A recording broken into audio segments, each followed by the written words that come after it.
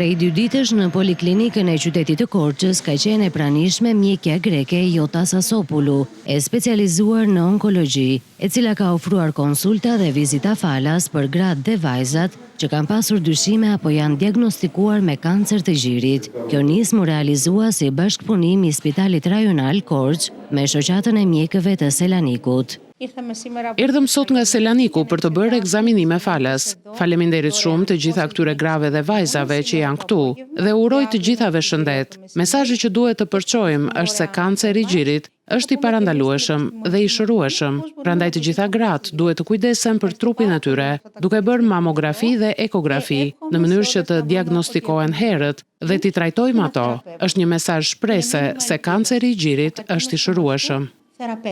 Mes grave dhe vajzave që kanë rezervuar takime mjeken greke, ka qenë edhe një ish paciente e saj, e cila para 6 muajsh ka kryer një ndërhyrje kirurgjikale. Para 6 muaj e zbulova, pata këtë shqetësimin që parë si ku t'i shkrepse, fillova bëra e gotë ato qarë beshin këtë mamografit, më tha që ke ditë shka dhe duhet ta eqësh.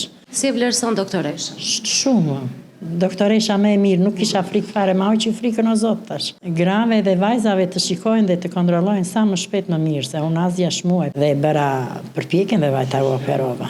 Nga ana tjetër edhe stafi i Poliklinikës së qytetit është bërë pjesë aktive e fushatës së ndërgjegjësimit, duke zgjeruar oraret e punës për të mundësuar kontrolle falas gjatë gjithë muajit tetor. Ka patur interes, deri tani janë kryer rreth 328 ekzamime të mamografisë dhe me moton çdo ditë vlen për jetën tënde, këshilloj çdo grua të vetë kontrollohet dhe të drejtohet pranë mikut familjes për çdo shqetësim. Zakonisht ne kemi moshën target plus 50 vjet, por këshillohet të vinë me rekomandimin e mikut familjes apo vetëm me kartën e identitetit apo nga mjekët e ndërmarrjeve ku punojnë dhe ofrohet ky ekzaminim. Fushata synon të përcjell mesazhin se kujdesi ndaj vetes dhe kontrollet e rregullta janë hapi i parë drejt ruajtjes së shëndetit.